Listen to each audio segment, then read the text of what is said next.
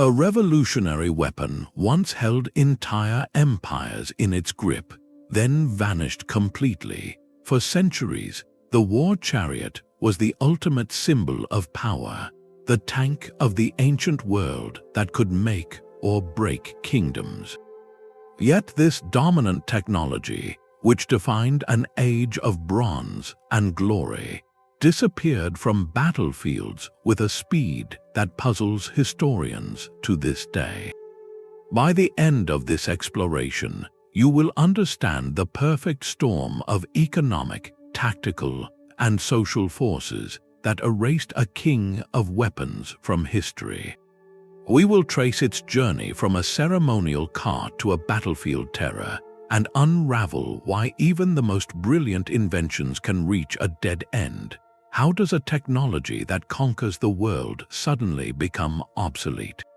The story begins not with a weapon, but with a simple wheel. Long before the thundering chariots of the pharaohs, communities in places like ancient Mesopotamia were using heavy, solid-wheeled carts.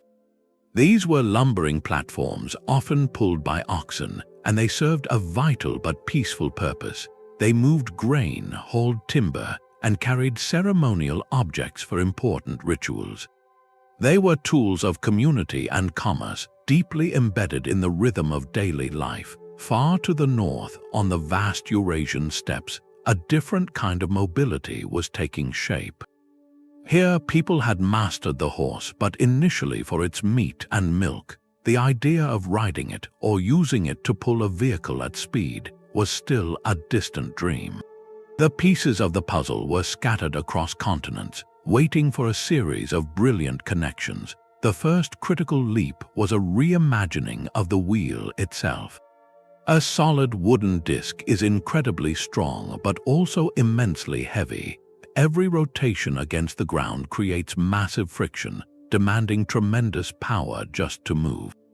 The innovation was the spoked wheel. By replacing a solid mass with a carefully engineered ring of slender, radial spokes, ancient craftsmen achieved something miraculous. They created a wheel that was astonishingly light yet retained remarkable strength.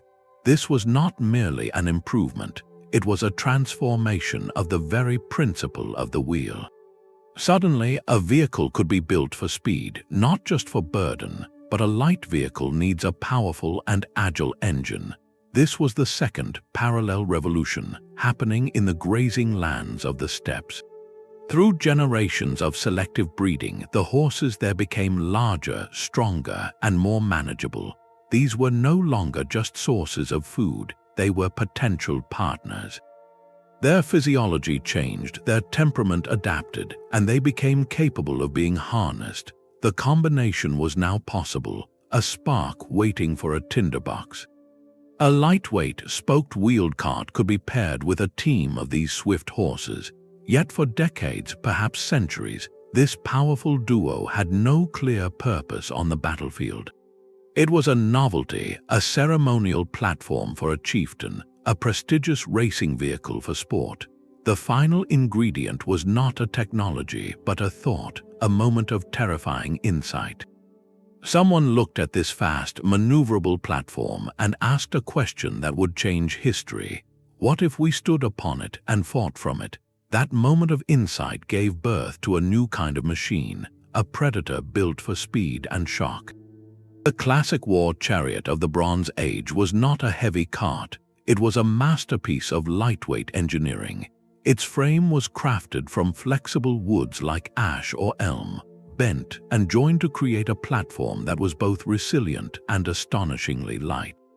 The floor was often woven wicker or stretched leather, providing just enough footing without adding unnecessary weight.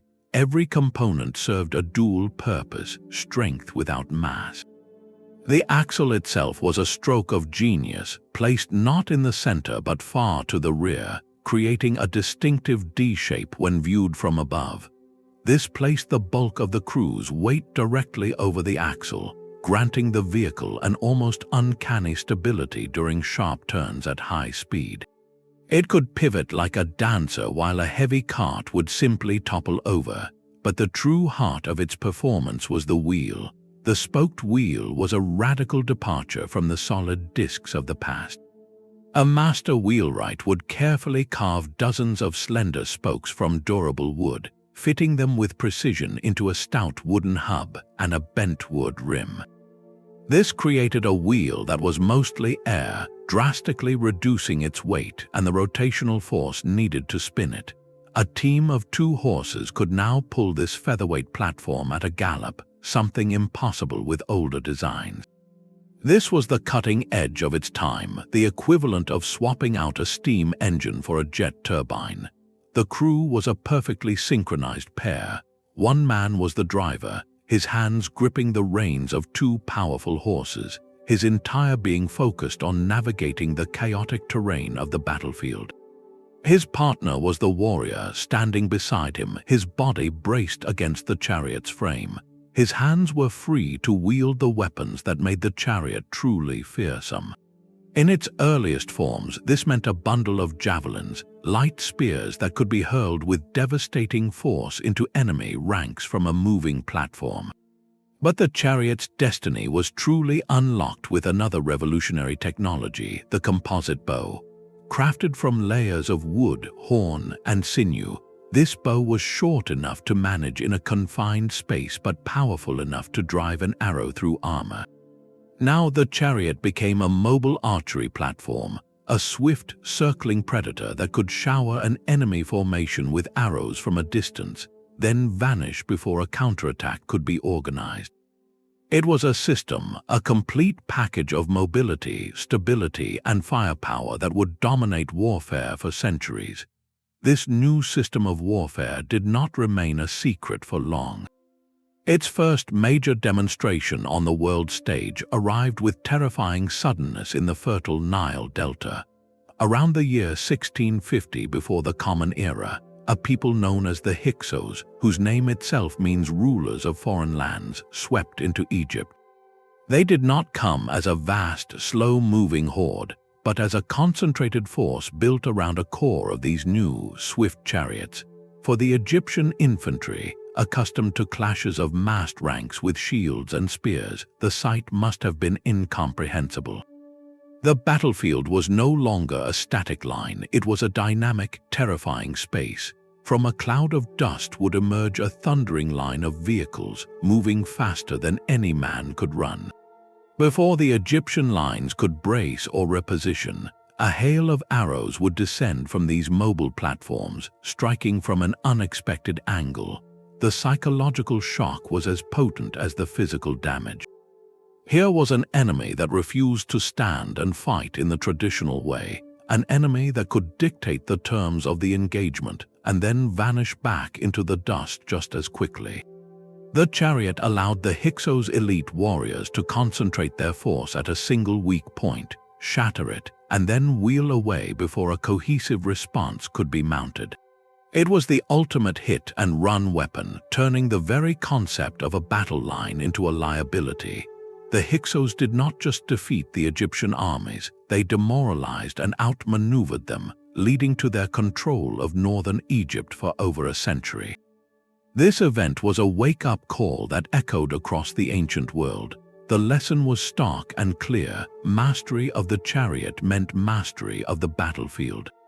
Any kingdom that wished to survive now had to adopt this technology or be swept aside by those who did.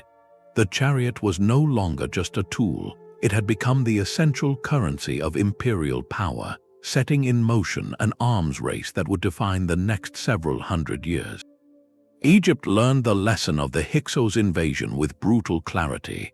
To survive, they had to master the very weapon that had conquered them. The pharaohs of the new kingdom did not just adopt the chariot, they perfected it, transforming it into the gleaming spearhead of a new imperial machine. Across the ancient world, from the sun-baked banks of the Nile to the rugged highlands of Anatolia and the fortified palaces of Mycenaean Greece, a similar transformation was underway. The chariot ceased to be merely a battlefield tool. It became the very foundation of state power, the ultimate symbol of a kingdom's wealth and military might. This was the age of the chariot empires. Maintaining a chariot corps was an endeavor of staggering expense, a luxury only the most powerful kingdoms could afford. It was an entire ecosystem of elite power. First came the horses, which had to be imported at great cost from distant breeding grounds, and then trained for years to withstand the chaos and noise of battle. Then came the chariots themselves, each one a custom-built masterpiece requiring teams of specialized craftsmen, wheelwrights, leather workers, and metal smiths. The wood, the glues, the bronze fittings all represented a massive investment of resources. Finally, there were the men. The chariot warrior was not a common soldier. He was an aristocrat, a member of the ruling class who could dedicate his life to mastering the simultaneous arts of driving, archery, and command. His status was literally tied to his vehicle, a mobile throne from which he projected power. This immense cost created a powerful feedback loop. Only a strong, centralized state could field a chariot army, and the chariot army was what kept the state strong and its enemies at bay. The ultimate expression of this chariot-dominated world order came in the year 1274 before the Common Era, on the plains outside the city of Kadesh. Here, the two superpowers of the age, Egypt under the great pharaoh Ramesses II and the Hittite Empire under King Muwatalli II, met in what may have been the largest chariot battle ever fought. Ancient accounts speak of thousands of vehicles clashing, a swirling, deafening storm of wood, horseflesh, and bronze. The battle was a titanic struggle that showcased both the breathtaking power and the inherent vulnerabilities of this technology. Chariots could deliver devastating, rapid strikes, as when Ramesses personally led a charge to salvage his surrounded division. They could create moments of brilliant tactical maneuver. But in the close-packed, chaotic melee of thousands of vehicles, their advantages began to falter. The light, fragile frames could be shattered in collisions.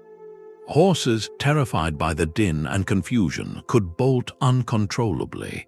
The battle ended not in a clear victory for chariots, but in a bloody stalemate that ultimately led to history's first recorded peace treaty. Kadesh was the chariot's grandest spectacle, but it also hinted at a ceiling. In the immense, grinding conflict of empire against empire, was there a limit to what even the greatest chariot force could achieve? Yet the chariot was never a single, rigid formula for war. As empires rose and fell, the vehicle itself began to evolve in wildly different directions, adapting to the unique challenges of geography and enemy.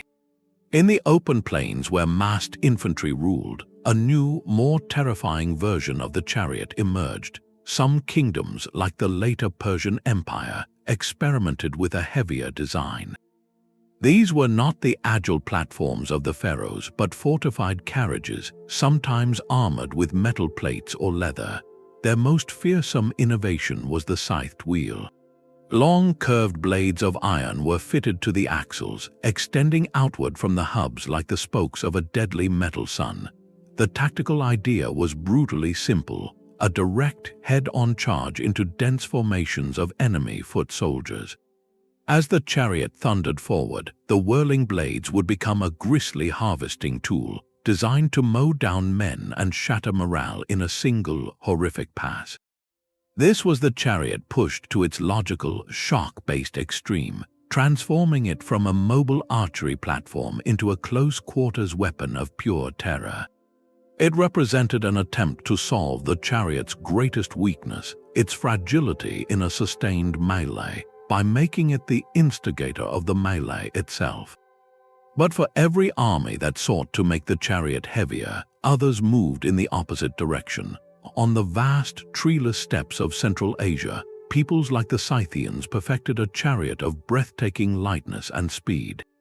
Their vehicles were little more than an open basket on two wheels, designed for a single driver and warrior. The goal was not to crash into enemy lines, but to never let the enemy get close at all. A Scythian charioteer was a master of harassment, using the open terrain to his advantage. He would race toward an enemy formation, loose a volley of arrows from his powerful composite bow, and then wheel away before any effective return fire could be organized. He might feign retreat, drawing pursuers into a disorganized chase, only to have other hidden chariots emerge and attack from the flanks.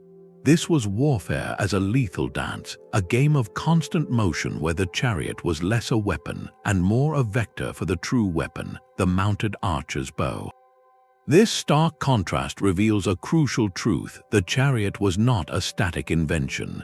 It was a platform, a blank canvas upon which different cultures painted their own tactical nightmares. Its form was dictated by the enemy it faced and the ground it fought upon, proving that even the most dominant technology must bend to the realities of the world around it. For all its speed and terror, the chariot was a weapon built on a delicate balance.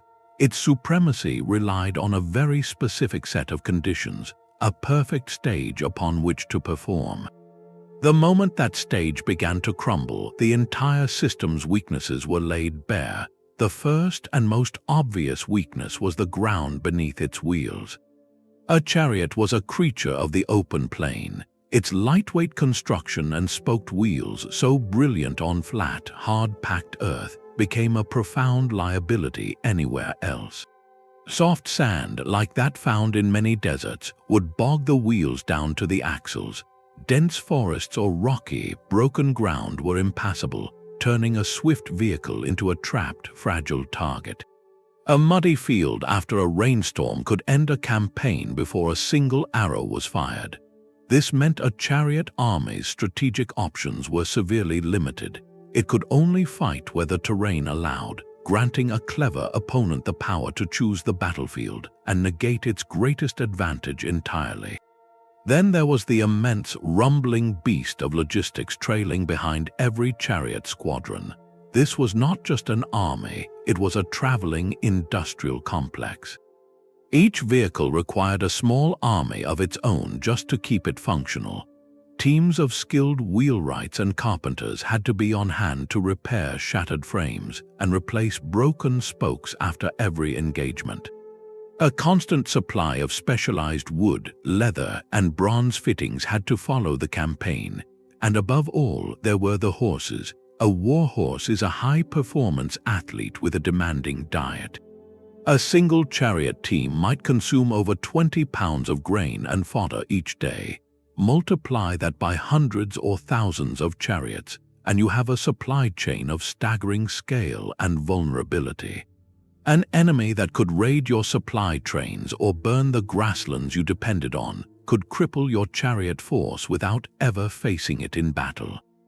The chariot, for all its elite symbolism, was chained to a long, fragile tale of necessity. Finally, and most decisively, were the vulnerabilities on the battlefield itself. The chariot's power was psychological and projectile-based. It thrived against disorganized or unprepared infantry. But what happened when infantry stood their ground? A disciplined formation of spearmen, their weapons planted in the earth and overlapping their shields, created an impassable thicket of bronze points. A direct charge became suicide. Even more effective was the development of new infantry tactics centered on massed archery. While a single chariot archer was a mobile threat, 1,000 infantry archers, standing shoulder to shoulder, could loose a cloud of arrows so dense it darkened the sky. Against such a barrage, the horses, the most sensitive and vital part of the system, were terrifyingly exposed. A team struck by arrows would panic, bolt, or collapse, transforming the glorious chariot into a wrecked cage for its crew. The chariot's dominance was never absolute, it was conditional. It ruled only so long as its opponents lacked the discipline, the technology, or the simple, brutal idea of how to stop it. And as the Bronze Age world began to shudder and fracture, new opponents were emerging with very different ideas about war. The chariot's greatest threat would not come from a new weapon, but from a simple change in perspective. For centuries, the horse had been seen as a creature to pull a platform, a living engine for a magnificent machine. But what if the rider became the weapon? The rise of effective cavalry began as a slow, almost invisible revolution on the fringes of the chariot empires. On the vast steppes, peoples like the Scythians had long been masters of horseback riding, using their mounts for herding and raiding. Their initial advantage was biological through selective breeding. Horses were becoming larger, stronger, and more capable of carrying an armored man for long distances. But a man on a galloping horse without support is precariously balanced. He can ride, but to fight effectively with a bow or a spear required a stability that gripping with the knees alone could not provide. The critical breakthrough was a humble piece of technology that changed the equation of power, the stirrup. While its widespread adoption would take centuries, the principle was transformative. A simple loop of leather or metal hanging from the saddle gave the rider a solid platform to brace against. Suddenly, he could stand in the saddle to aim a bow with far greater accuracy. He could lean into the thrust of a lance without fear of being unseated by the impact. The rider and horse fused into a single, stable fighting unit. This single-mounted warrior began to eclipse the chariot in ways that were both tactical and profoundly economic. A cavalryman offered unmatched strategic mobility. He could traverse terrain that would stop a chariot cold. Rocky hillsides, dense woods, and river crossings became avenues of advance rather than dead ends. His logistical footprint was a fraction of a chariot team's, needing only forage for his single horse and carrying his own supplies. Most importantly, he was cheaper. A kingdom did not need to fund an entire industry of wheelwrights and chariot builders.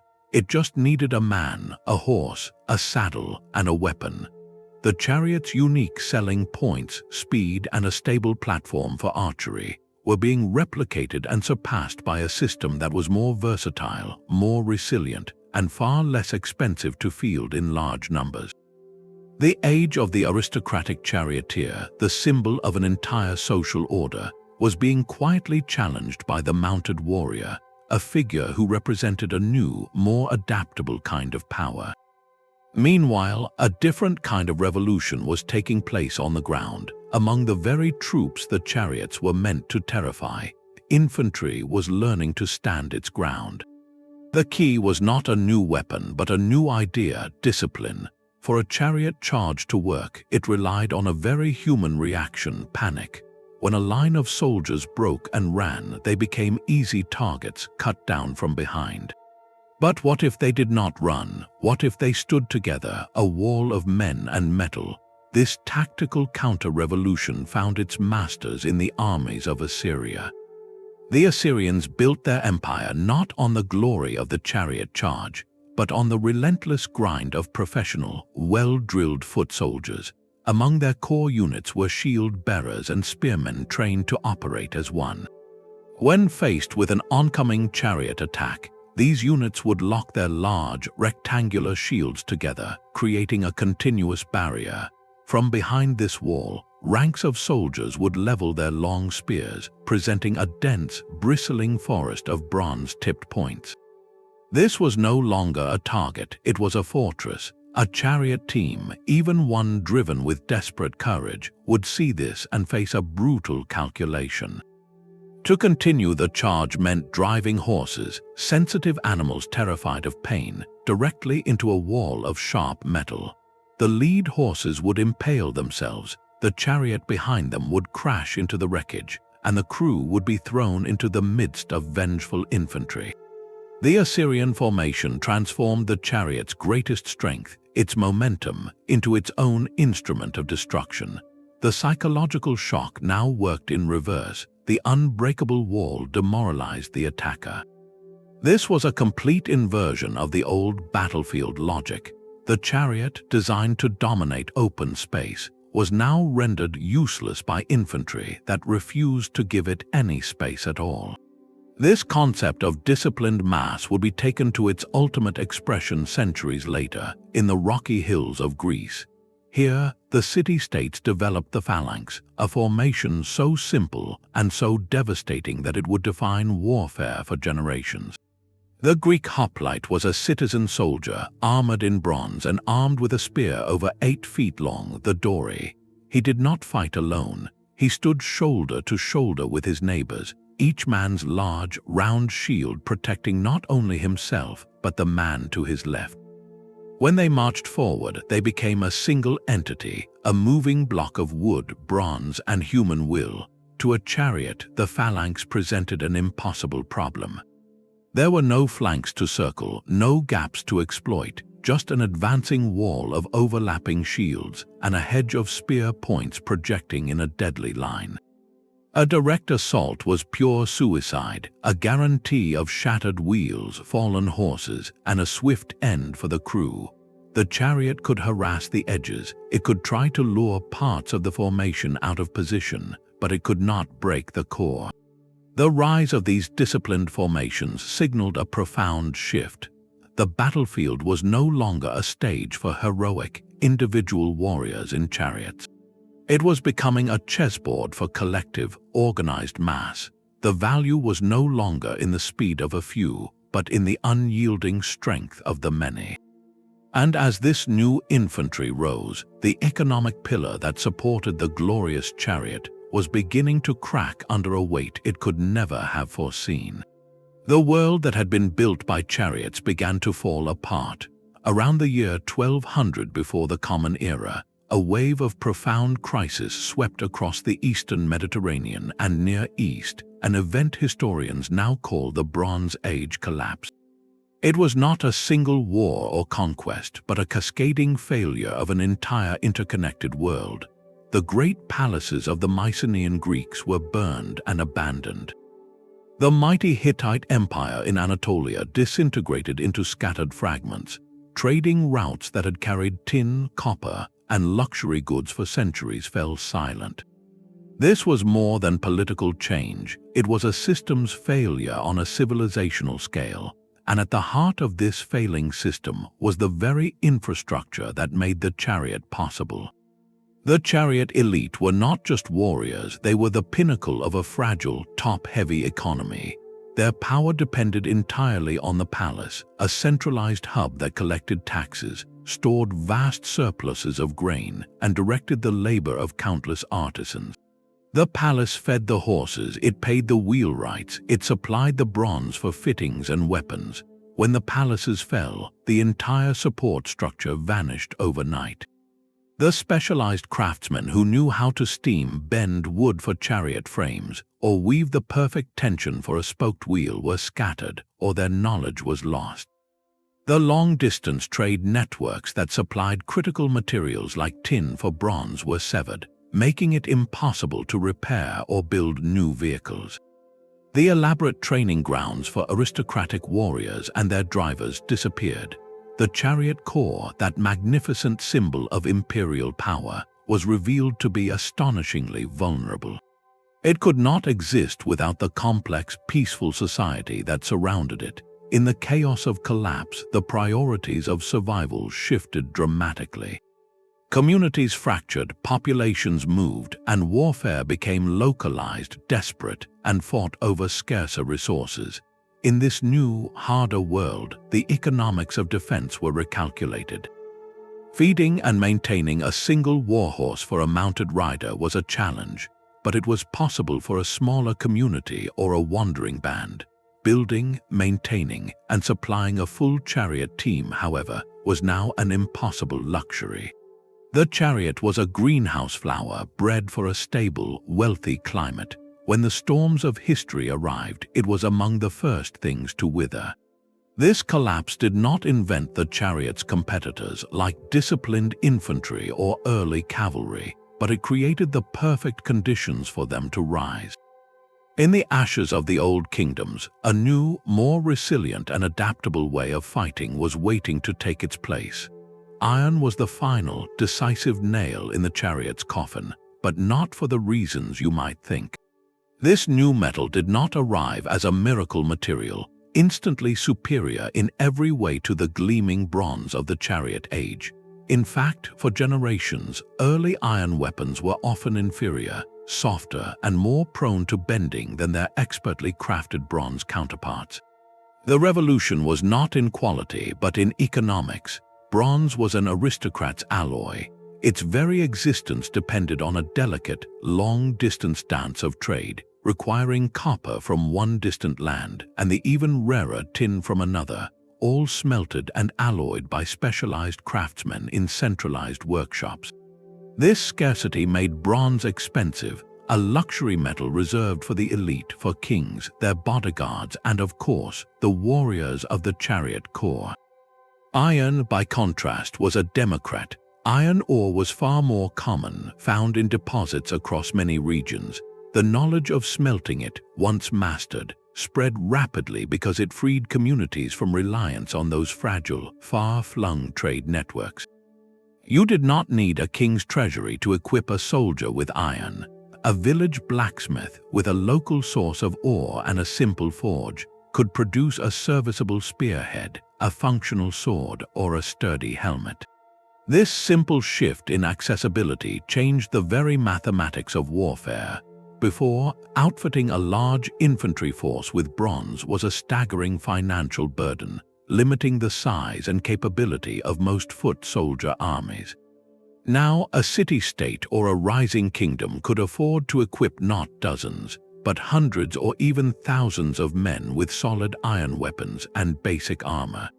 The battlefield was no longer a stage for a handful of glittering heroes in chariots, but a grim contest of massed, well-equipped ranks. Imagine a phalanx from the previous era, but now every man in that unbreakable wall not only has a long spear, but an iron spearhead that can be repaired or replaced without bankrupting the state. He likely has an iron helmet and perhaps a coat of iron scales or a sturdy shield boss. This was no longer a disposable militia, it was a professionalized, resilient force. The chariot's tactical problem became insurmountable. Its arrows were less effective against more widely armored men. A charge against such a dense, metal-tipped formation was even more suicidal. And critically, the social order that the chariot represented was being overturned. Military power was seeping down from the aristocratic few to the citizen many. A hoplite farmer with his iron spear was now the backbone of his city's defense, and with that military value came political voice. Why should a society pour its remaining wealth into maintaining a few glorious, terrain-sensitive chariots, when the same resources could equip an entire battalion of ironclad infantry that could fight anywhere, hold ground, and win wars? The chariot did not just face a new technology, it faced a new world, one where the very metal of war had become common, and in becoming common, it made the elite weapon of a bygone age quietly, irrevocably obsolete. The mighty Persian Empire faced a tactical dilemma that gold and manpower alone could not solve. By the time of its epic confrontation with Alexander the Great, Persia was the last great power still clinging to the chariot as a core instrument of war. Its engineers had pushed the design to a terrifying extreme, creating the scythed chariot, a vehicle meant to solve the problem of disciplined infantry with pure, horrifying force. These were not the agile platforms of the pharaohs. They were heavier, sturdier carts, sometimes armored with iron plates. From their axles protruded long, curved blades of polished metal, whirling like the spokes of a deadly sun when the horses charged. The theory was brutally elegant. A head-on assault would turn these vehicles into harvesting machines, mowing down men and shattering the tight formations that had made older chariots obsolete. It was the chariot's final, desperate evolution, an attempt to reclaim its dominance through shock and terror. The ultimate test of this theory came on a dusty plain near the village of Gaugamela in 331 before the Common Era. Here, the Persian king Darius III had carefully prepared the ground, leveling the terrain to create a perfect, flat stage for his most fearsome weapon, a force of 200 scythed chariots positioned at the center of his vast army. His plan was to use them as a tactical scalpel, to blast a hole directly through the heart of Alexander's legendary Macedonian phalanx. When the battle commenced, Darius gave the signal, and the chariots rolled forward, building speed into a thunderous charge aimed straight at the Macedonian line. The ground shook, the blades flashed in the sun, and for a moment the ancient terror of the chariot charge was reborn. But Alexander's troops were not typical infantry. They were the product of a military revolution. The men of the phalanx were drilled to an almost mechanical precision. As the scythed chariots bore down on them, they did not break. Instead, they executed a rehearsed maneuver. At a shouted command, the front ranks parted in perfect unison, creating deliberate, funnel-shaped lanes through their formation. The chariots, committed to their headlong rush, had no choice but to plunge into these gaps. Once inside, they found themselves trapped in a corridor of shields and spears. The Macedonian soldiers, safe on either side, used their long pikes to strike at the horses and drivers as they passed. Other soldiers were trained to throw javelins or use grappling hooks to pull drivers from their platforms. The charge, designed to cause catastrophic carnage, instead dissolved into isolated, chaotic wrecks within the heart of the enemy line. Most of the chariots were destroyed without ever reaching the Macedonian rear. The few that broke through found themselves isolated and were quickly dispatched by Alexander's light infantry or agile cavalry. At Gaugamela, the scythed chariot proved to be a spectacular, expensive, and ultimately futile gesture. It served more as a dramatic distraction, a psychological gambit that failed against an opponent who understood its limitations and had trained specifically to negate them. The battle demonstrated with tragic clarity that sheer, terrifying spectacle could no longer compensate for a technology whose time had passed. The chariot had become a relic, deployed not because it was effective, but because it was tradition, a symbol of imperial might that had lost its practical power on the modern battlefield. Gaugamela marked the chariot's final, failed attempt to command a major battlefield. Yet its story did not end with a bang, but with a long, fading echo into the classical age. In the empires that followed, the chariot shed its martial skin and found a new life as a symbol of spectacle and status. In Rome, the thunder of war chariots was replaced by the roar of the crowd at the Circus Maximus. Here, chariots were not weapons, but the stars of the most popular sport in the ancient world. Teams of 2, 4, or even more horses, driven by daring professionals, raced at breathtaking speeds around a perilous central barrier. These charioteers were celebrities, their victories celebrated in poetry and graffiti, their crashes the stuff of public fascination. The chariot had been transformed from an instrument of conquest into an engine of entertainment, a vehicle for glory of a very different, but no less intense kind. It also remained a potent symbol of triumph and divinity. A Roman general celebrating a major victory would parade through the city in a magnificent chariot, a ritual echoing back to the earliest ceremonial carts of Mesopotamia. The gods themselves were often depicted riding chariots across the sky, pulling the sun or commanding the storms. In this refined, symbolic role, the chariot's legacy was secure, but utterly divorced from the grim realities of warfare. On the very fringes of the Roman world, however, the old ways clung to life in pockets of resistance. When Julius Caesar's legions first landed on the shores of Britain, they encountered warriors from tribes like the Britons using chariots in a manner that would have seemed archaic to a Roman officer. These were not the scythed monsters of Persia, nor the mobile archery platforms of the pharaohs. Their use was tactical and surprisingly practical. A British chariot would charge at high speed across the rough, unfamiliar terrain, its driver showcasing incredible skill. The warrior standing beside him would hurl javelins to disrupt the Roman lines, creating confusion.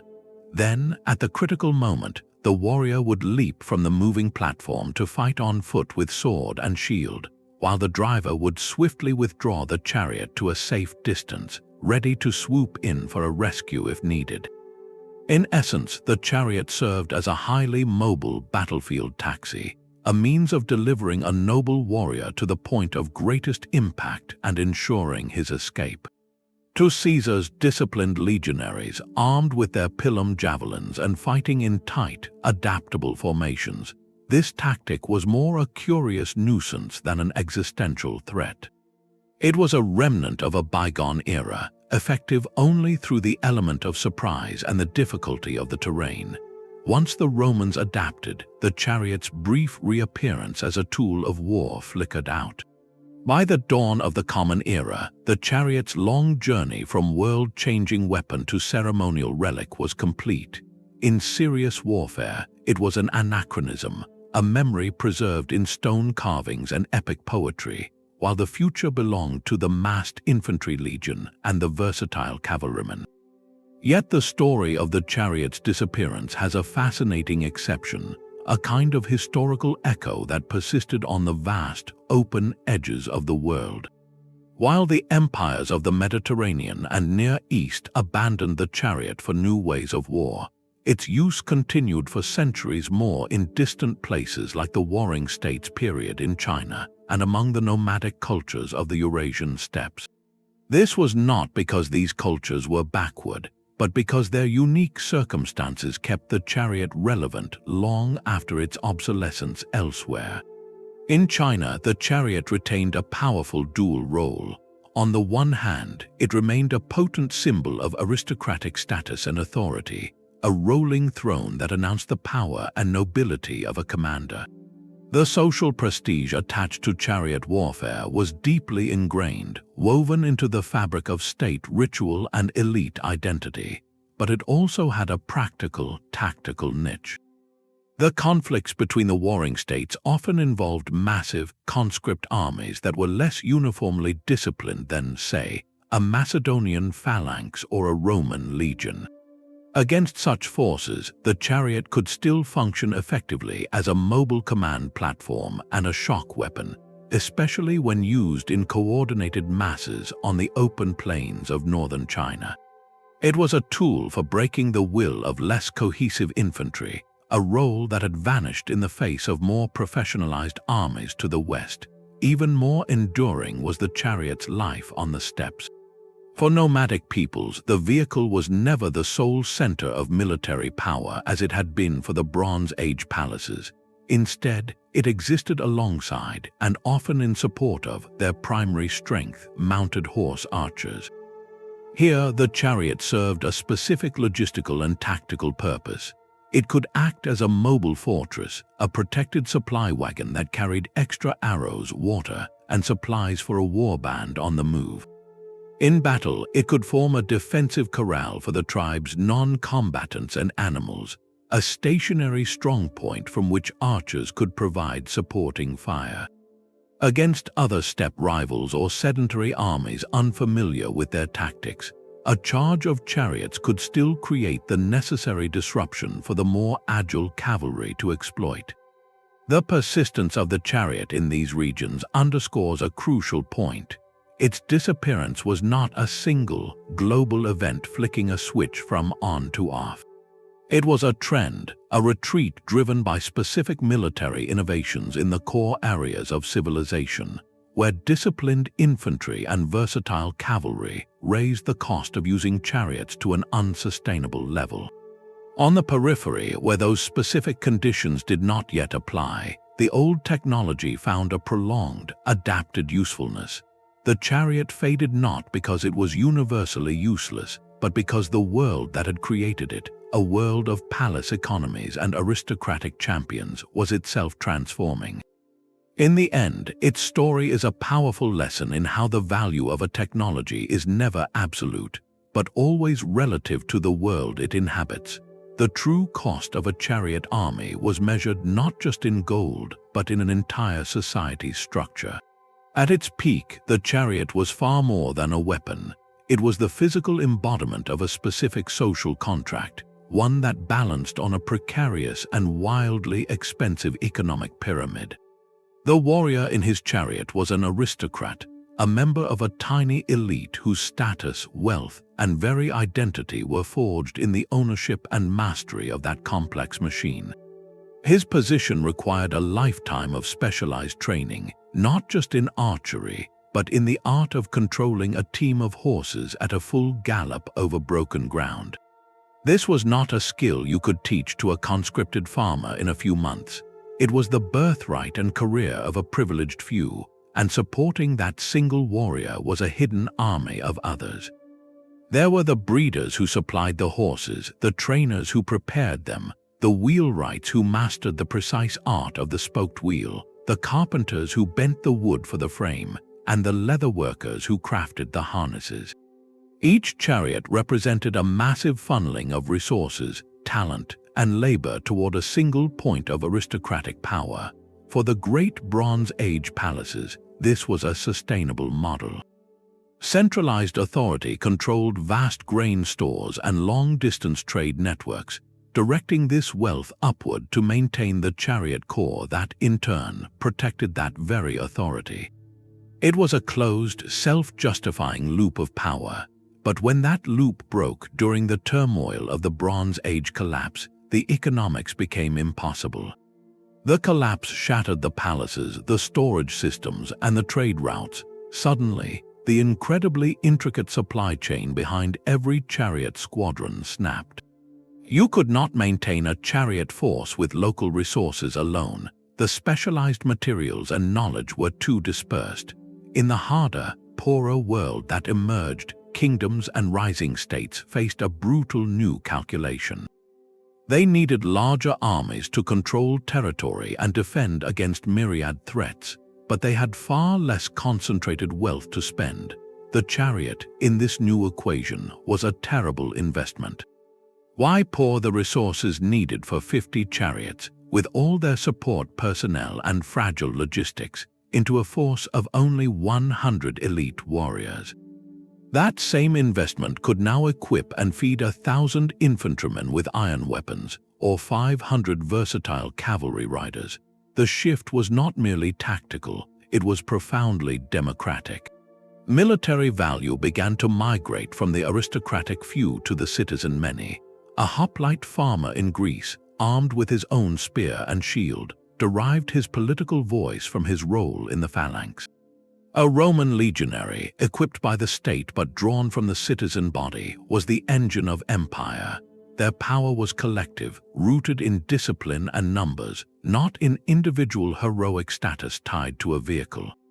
The social order that had been built around the chariot, where the highest military prestige was reserved for those who could afford the ultimate machine, gradually crumbled. As states optimized for scale and resilience, the chariot's extraordinary cost condemned it. It became a luxury item in an age that demanded practical, mass-produced solutions. The warrior aristocracy did not vanish, of course, but its symbol of power changed, shifting from the chariot to the warhorse, a platform that was ultimately more personal, more adaptable, and far less burdensome for a society to sustain. This economic and social revolution quietly sealed the chariot's fate, proving that even the most glorious technology cannot survive when the world can no longer afford to keep it running. The mounted warrior did not just replace the chariot, he absorbed its best qualities and discarded its limitations. The final, decisive argument for cavalry was not a single battle, but a comprehensive tactical superiority that unfolded across every dimension of warfare. True cavalry's ultimate triumph came when it mastered two distinct, devastating roles, merging them into a single, adaptable force. On one hand were the heavy cavalrymen, like the cataphracts of Persia, and later the knights of medieval Europe. These were not just riders, they were armored units where both horse and man were clad in scale or chain. Their power was shock, a direct, concentrated force delivered at a gallop with a heavy lance. They could shatter infantry formations in a way the chariot had always dreamed of but rarely achieved, because a well-trained warhorse, bonded to its rider, could be driven into a wall of spears with a discipline no chariot team could ever match. On the other hand were the light cavalry, the heirs to the steppe archer tradition. These riders possessed the chariot's ancient strength, mobile archery, but now without the cumbersome vehicle. A single mounted archer could ride circles around a chariot, firing from impossible angles, retreating up slopes a chariot could never climb, and requiring a fraction of the supplies. Cavalry's greatest advantage was its relationship with terrain. A chariot needed a highway, a carefully prepared plain. Cavalry needed only a path. It could traverse rocky hills, ford rivers, navigate dense woods, and operate in mud or sand that would immobilize a wheeled vehicle instantly. This granted cavalry a strategic range the chariot could never comprehend. A chariot army moved at the speed of its slowest support cart and was confined to known, friendly routes. A cavalry force could live off the land, move swiftly through unexpected passes, and strike targets hundreds of miles apart in a single campaign, embodying a new kind of operational speed. The logistical contrast was equally stark. A single chariot required a team of 2 or more horses, a dedicated driver, a warrior, and the vehicle itself with all its specialized maintenance. A cavalryman was one man, one horse, one set of gear. He could care for his own mount, repair his own saddle, and carry his own rations. This meant a kingdom could field 3, 4, or 5 cavalrymen for the resource cost of a single chariot team, a multiplier of force that changed the calculus of empire. Finally, and most critically, was versatility. A chariot was a single-purpose platform, brilliant at one thing but helpless when that one thing failed. Cavalry was a multi-role system. The same unit of horsemen could scout ahead, screen an army's movement, raid supply lines, pursue a broken enemy, or form up for a decisive charge. They could fight in open fields, in mountain passes, or from the walls of a besieged city. The mounted warrior was not just a faster version of the charioteer. He was a more complete, more resilient, and ultimately more efficient weapons platform. In the relentless competition of military evolution, the chariot was a magnificent specialist, but cavalry was the ultimate generalist. And in the end, the generalist always wins because the battlefield is the most unpredictable environment of all. This lingering presence on the edges of the world only sharpens the central mystery. If the chariot's weaknesses were known for so long, why did its final exit from the stage of great power warfare feel so swift? For centuries, disciplined infantry had proven it could stand against a charge. Mounted scouts had always been present. The economic strain of maintaining a chariot corps was a constant complaint in royal archives. Yet, kings and emperors continued to invest staggering sums in these magnificent machines, right up until they suddenly stopped. The transition, concentrated roughly between 500 and 200 before the Common Era, presents a historical puzzle. Was there a single, decisive invention that rendered the chariot obsolete overnight, a killer app of the ancient world? Or was it something more subtle, a slow accumulation of pressures that finally reached a breaking point? The answer lies not in a eureka, a moment on a battlefield, but in a fundamental shift in the very logic of empire. Think of it as a scale, patiently gathering weight on one side. For generations, the benefits of the chariot, its shock, its elite status, its proven track record, still outweighed its immense costs and growing vulnerabilities. The system, though strained, held. But then, new weights began to drop onto the other side of the scale, not one at a time, but in a cascade. The widespread adoption of iron made equipping large infantry armies not just possible, but economically rational. The professionalization of soldiers, from Assyrian spearmen to Macedonian phalangites, turned infantry from a hesitant mob into an unbreakable anvil. The refinement of cavalry, from the steppe riders to the Persian cataphracts, created a hammer that was both faster and more versatile than any chariot. Each of these developments on its own was a challenge. Together, they changed the equation entirely. A king now faced a stark choice. He could pour his kingdom's wealth into a small, terrain-sensitive force of chariots, a glorious but increasingly risky investment. Or he could allocate those same resources to build a combined arms army, a force of ironclad infantry to hold the line, agile cavalry to control the flanks, and specialized troops for every contingency. This new model was not just stronger, it was more resilient, more adaptable to different enemies and different lands. The chariot did not lose a single battle, it lost the long war of military economics. Its disappearance seems rapid only in hindsight because we see the moment the scale finally tipped.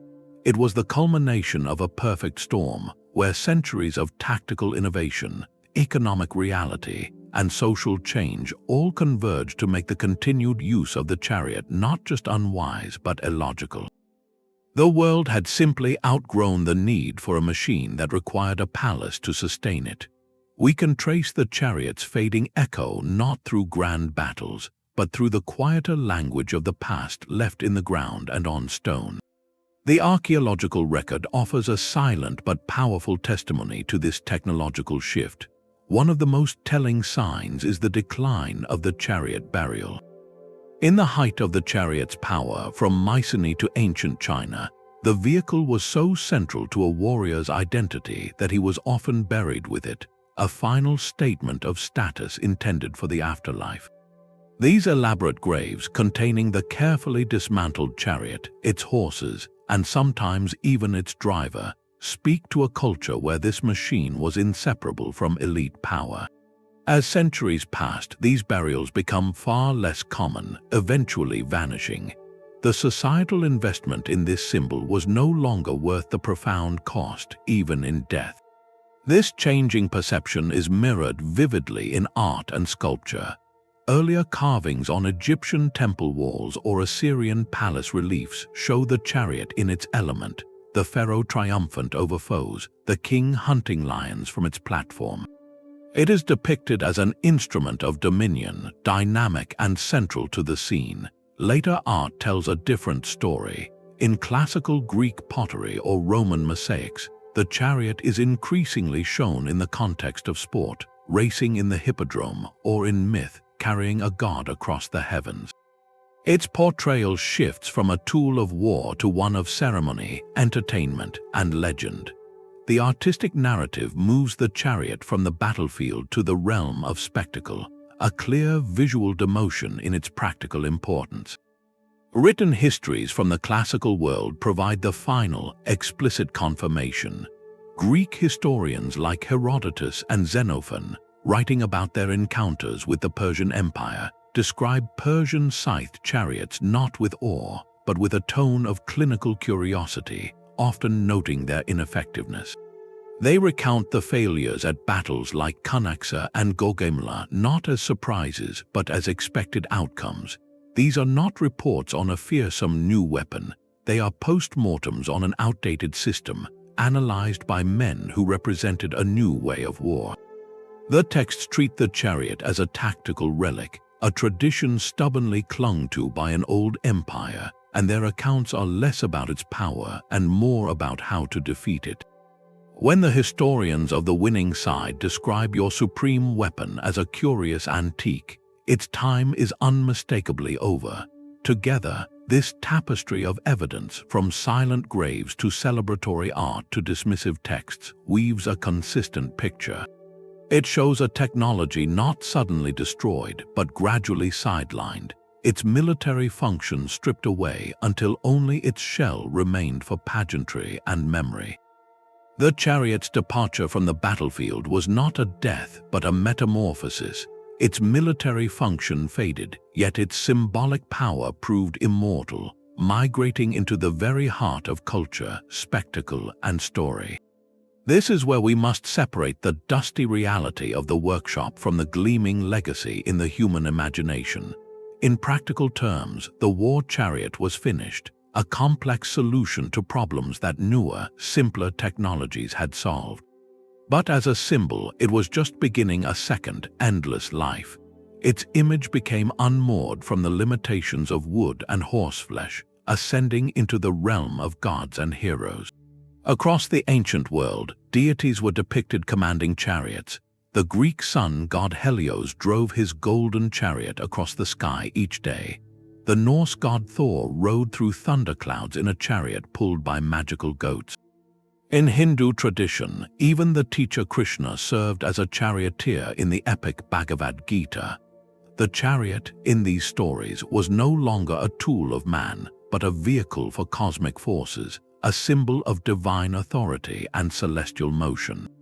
Its form was preserved in stone, mosaic, and poetry, forever graceful, forever powerful, forever removed from the logistical nightmares and broken wheels of actual combat. This cultural legacy flourished most spectacularly in the world of sport. The Romans inherited the chariot not as a weapon, but as the centerpiece of their greatest public entertainment. The roar of the crowd at the Circus Maximus was the true successor to the thunder of Bronze Age charges. Here, charioteers were not aristocrats, but professional athletes, often from humble origins, who could achieve staggering fame and wealth. Teams were organized by colors: the blues, the greens, the reds, and the whites, and supporters would riot over their favorites with a passion that rivaled modern sports fandom. A successful charioteer named Gaius Appuleius Diocles, for instance, competed in over 4,000 races in the 2nd century of the Common Era, his winnings documented as an astronomical sum.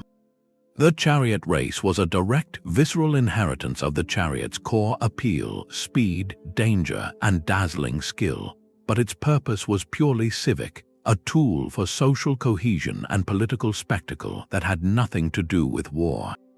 Perhaps the most enduring misconception is the search for a single, simple reason for its military end. It is tempting to point to the mounted warrior and declare the case closed. But as we have traced, cavalry was the final successor in a long line of pressures, not a lone assassin. The stirrup, often cited as the cavalry's decisive advantage, did not see widespread use until centuries after the chariot's relevance had faded from the great power battlefields. The true explanation is a tapestry of interwoven threads. It was the economic collapse that shattered the palace systems that built and maintained chariots.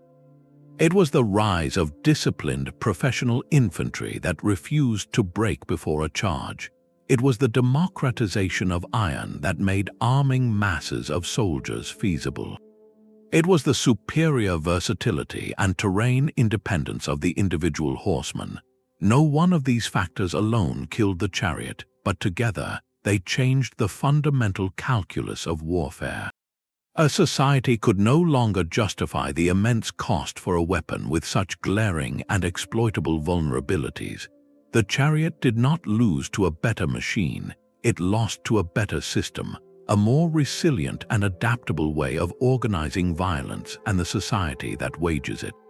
Its story is a timeless lesson in technological evolution, reminding us that even the most dominant inventions exist within a delicate web of economics, ecology, and human ingenuity, a web that is always, inevitably, being rewoven. The chariot did not simply become obsolete, it was made redundant by the very world it helped create.